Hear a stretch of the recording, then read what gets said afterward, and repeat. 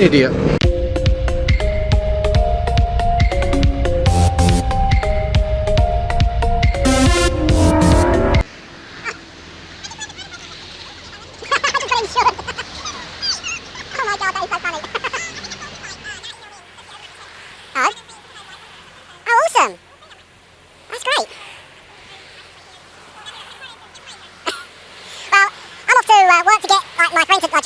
The deal, and then we're going to come back here and get registered and everything, and she runs great. I'm loving her. Oh, she's definitely. Oh yeah, you'll be online, definitely. You do the same. Bye for now. Okay, that was the previous owner of this very bike. Yeah, I want to take the long way. I wanted a Vulcan S the moment I was like looking out for a bike. What a fantastic deal that I got on this one.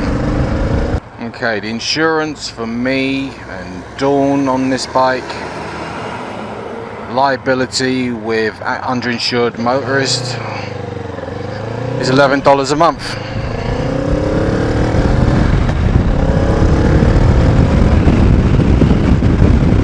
Not as cheap as the 250, which was only like $2 a month, but obvious reasons it's a 650. It's quite an art form to be able to vlog and ride at the same time. I don't know how these people do it. I'm sitting here in just almost total silence for like 90% of the trip this far.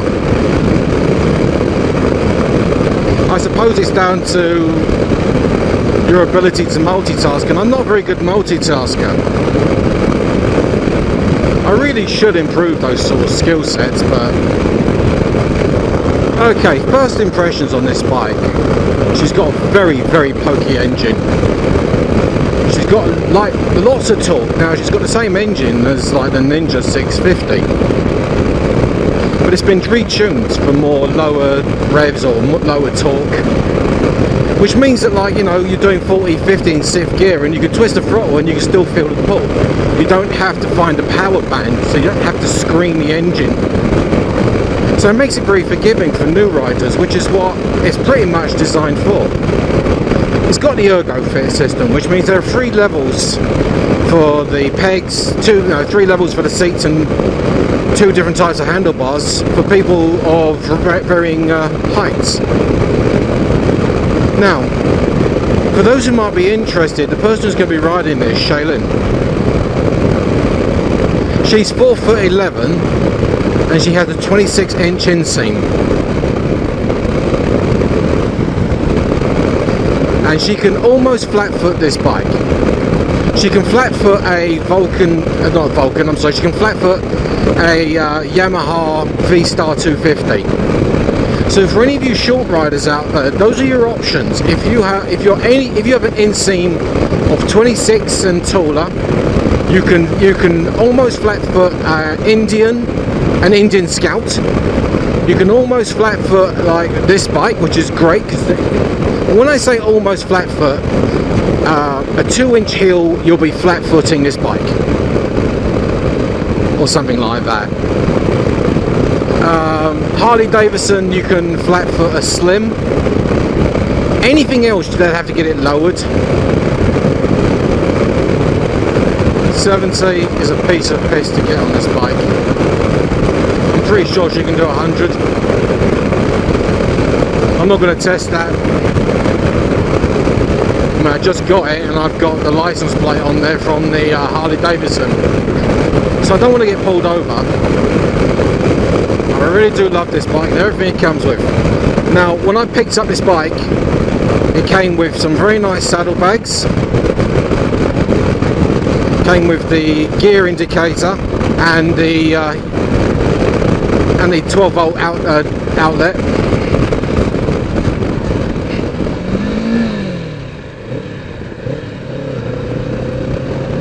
An idiot. Know where you're going.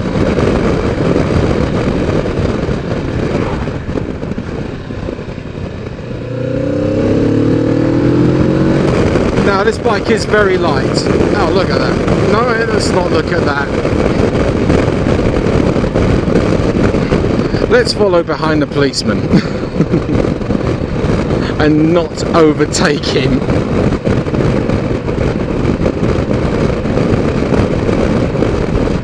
He's probably giggling to himself, going, "Yeah, you little." Oh well. Speed test is out the question right now.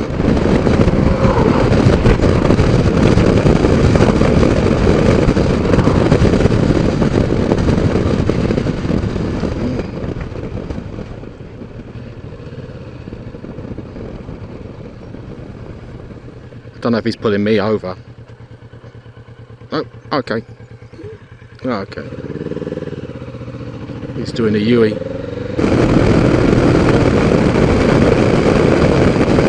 Like I said, she does 70 on a f***ing dime. Yeah, I'm thinking it might not be a good idea to do anything crazy, speeding or anything like that on this road.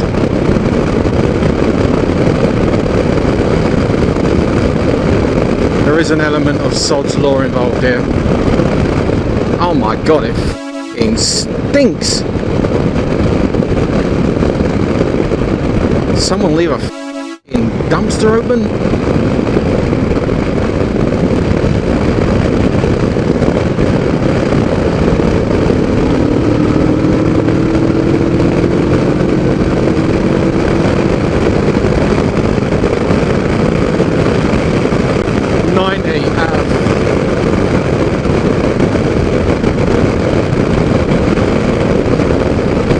Yeah, she can do a ton. Quite easily. Probably take... okay, so far I've done 40 miles since I bought this bike. I only had 600 miles on the clock. I've probably ridden this bike more today than it's ever been ridden on any day in its entire manufactured life. Which is pretty sad because she's a lovely bike to ride. Well, I'm 68.2 miles what? Per gallon? No. I'll have to work out what they are. Now, on the trip meter, I know for a fact that you've got your trip A, trip B. That's standard. But it's also got like an economy setting, how many miles per gallon you're doing, and the range you've got until you run out of gas. I'm just kind of working out which one's which.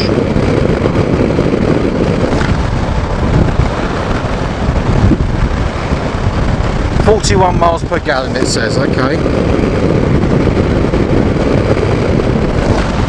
Range, 120 miles.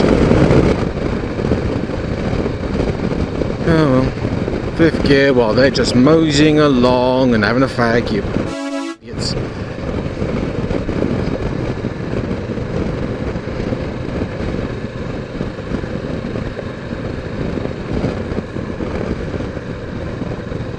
Don't know what's behind me. Please turn off, please turn off, please turn off.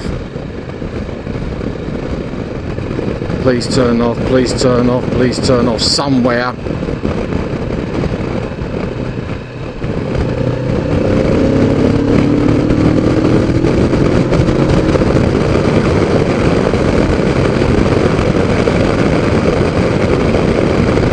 That's a wind up that was.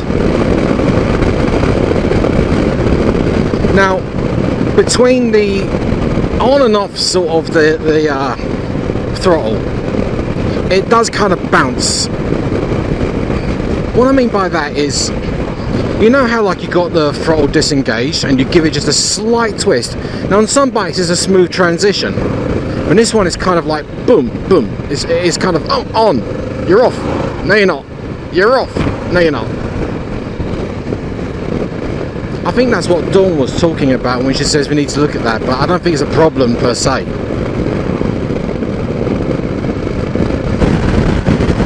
Can this fuel gauge be trusted?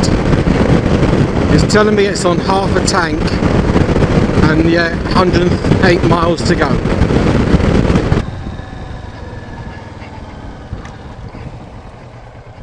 I wonder if it's possible to adjust the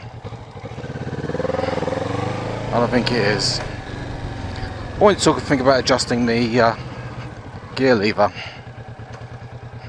It's a bit of a pain to get my foot underneath it, but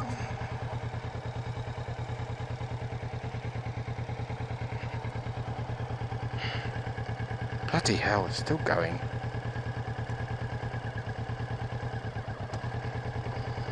Neutral.